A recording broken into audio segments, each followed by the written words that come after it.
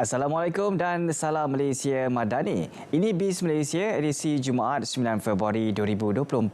Terima kasih kepada anda kerana setia bersama kami di saluran berita RTM selain di Facebook Live dan YouTube BIS Malaysia. Anda bersama saya, Akmal Hafiz Ruslan. Baik saudara, kita ikuti dahulu laporan komoditi dan mata wang asing yang disediakan oleh PNB Investment.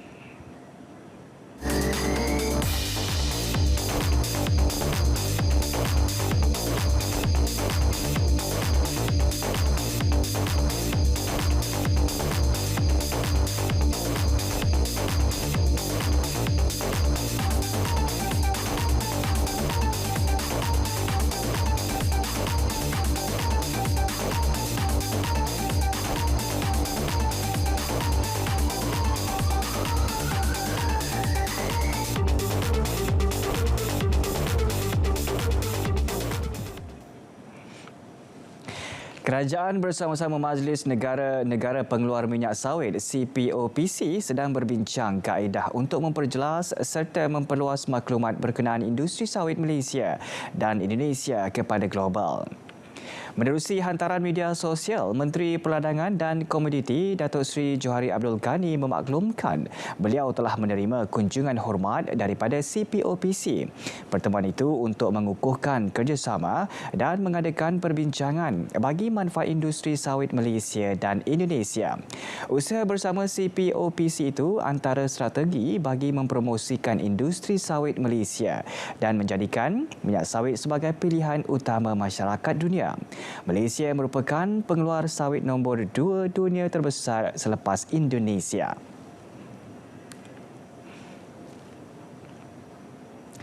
Mana-mana pihak yang melakukan kesalahan isu pelabelan diskriminasi minyak sawit bakal dikenakan tindakan. Amaran Kementerian Perdagangan dan Komoditi itu berdasarkan pemeriksaan ke atas beberapa premis di Selangor bulan lepas.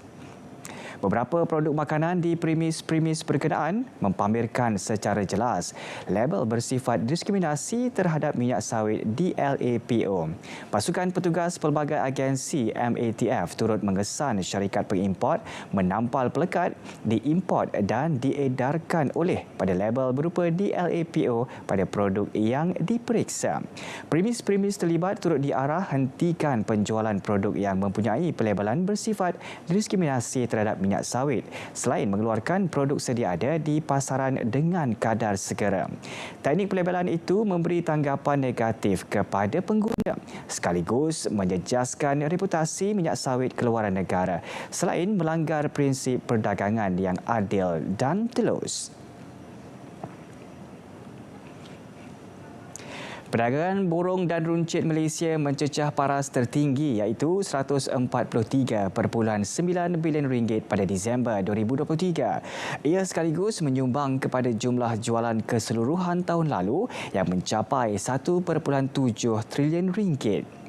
Melalui kenyataan, Jabatan Perangkaan memaklumkan peningkatan sebanyak 4.8% tahun ke tahun juga dicapai dan didorong oleh subsektor perdagangan runcit yang meningkat 5% kepada RM62.4 bilion.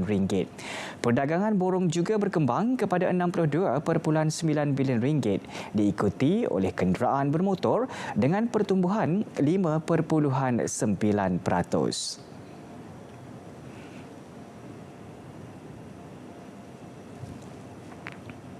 Indeks pengeluaran perindustrian IPI Malaysia dijangka berkembang 3.7% pada tahun ini. Menerusi MIDF Research, ia susulan pemulihan dalam permintaan luar dan aktiviti pembuatan global. Firma penyelidikan itu juga optimis untuk melihat penstabilan dalam aktiviti pembuatan pada awal tahun ini. Bagaimanapun, masih terdapat kebimbangan dilihat terhadap pertumbuhan IPI pada 2024. Berikutan pemulihan ekonomi yang lembab di China termasuk kemungkinan berlaku kemelesetan di Amerika Syarikat.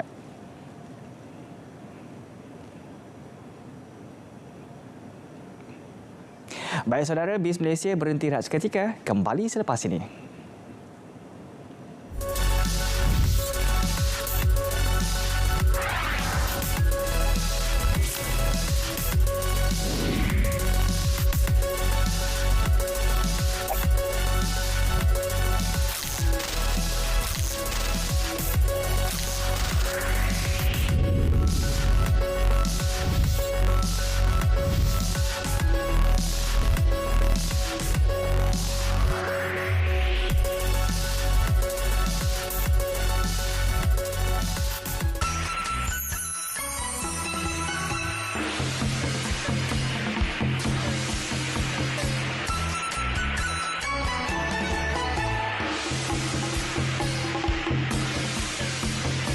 Salam sejahtera. Saya ucapkan selamat tahun baru pada masyarakat Cina supaya tahun ini disambut dengan gembira oleh keluarga dan dengan damai. Xin Nian Kuai Le, dan mudah-mudahan tahun ini tahun bahagia dan tahun-tahun berikutnya begitu lebih bahagia. Xin Nian Hao, Nian Nian Hao. Terima kasih.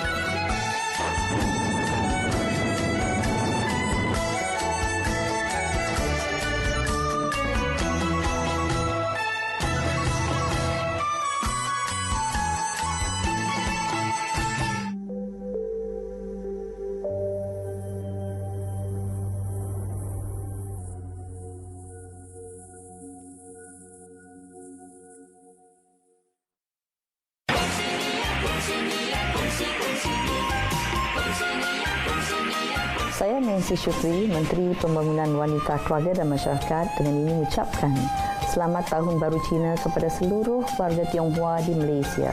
Selamat Tahun Baru Cina, Kongsi Fat Chai, Xin Nian Kuai Le.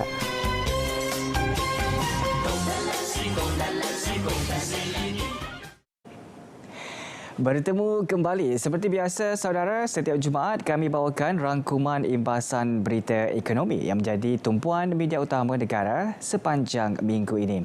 Dimulakan dengan tumpuan ini.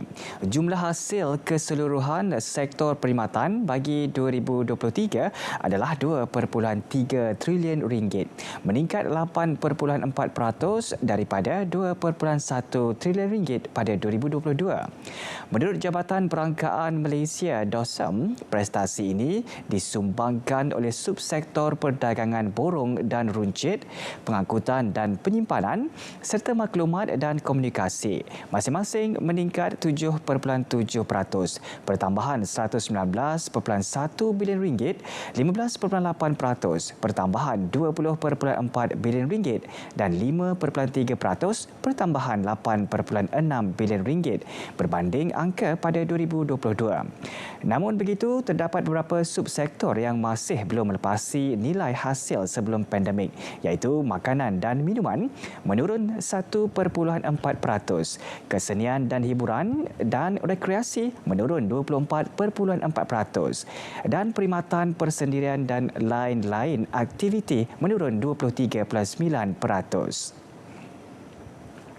Kita ke tumpuan yang berikutnya. Kenanga Investment Bank Berhad KIB menyatakan bahawa sektor pembuatan Malaysia dijangka mencatatkan pemulihan yang kukuh pada separuh kedua 2024 dan indeks pembuatan diunjurkan berkembang 4.6% pada tahun ini.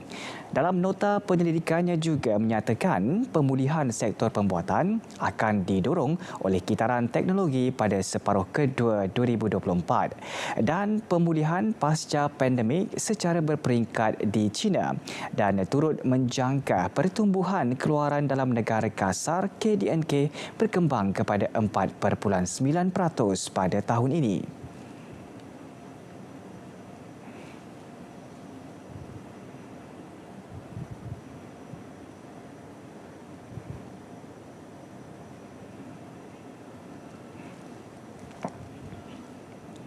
Baik saudara, kita beralih ke tumpuan yang berikutnya.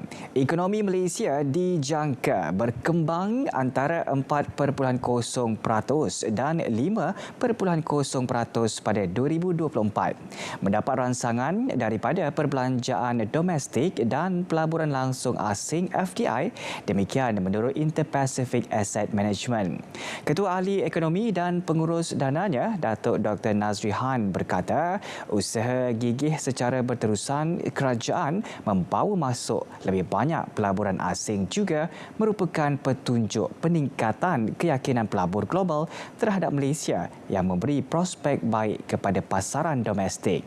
Usaha kerajaan melalui pelan tindakan dan inisiatif pemangkin di bawah kerangka ekonomi madani, Pelan Hala Tuju Peralihan Tenaga Nasional NETR dan Pelan Induk Perindustrian Baharu 2030 NIMP akan memberi manfaat kepada sektor pembinaan apabila kerajaan memperuntukkan 72.3 bilion ringgit bagi pengangkutan air dan tenaga.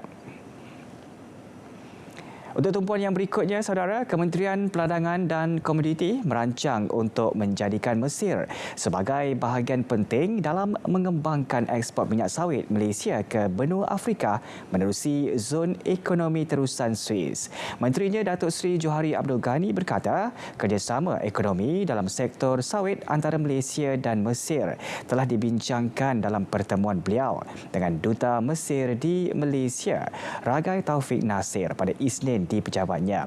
Mesir merupakan negara yang strategik bagi industri sawit kerana hampir 90% ekspor Malaysia kepada Mesir adalah sawit dan Mesir mempunyai populasi bilangan penduduk seramai lebih 110 juta orang.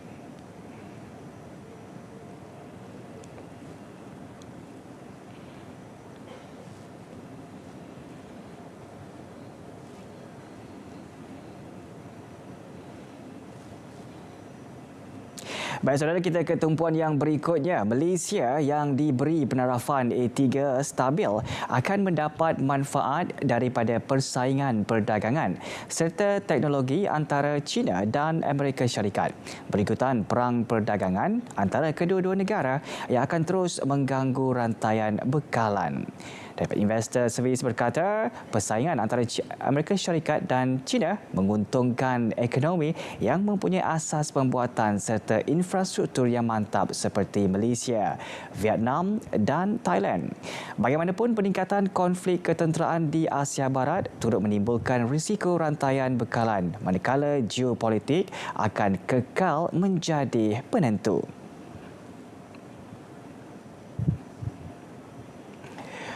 Baik saudara, sekian saja imbasan dan juga tumpuan berita ekonomi yang menjadi tumpuan di media utama sepanjang minggu ini.